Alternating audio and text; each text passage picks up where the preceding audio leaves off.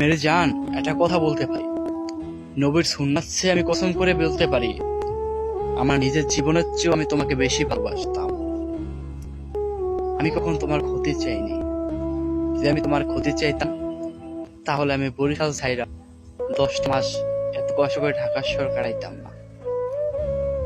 তোমাকে যে ফকিরে বলছে আমি তোমার ক্ষতি করার জন্য তাবিজ করছি, আমি তাবিজকে ঘৃণা করি।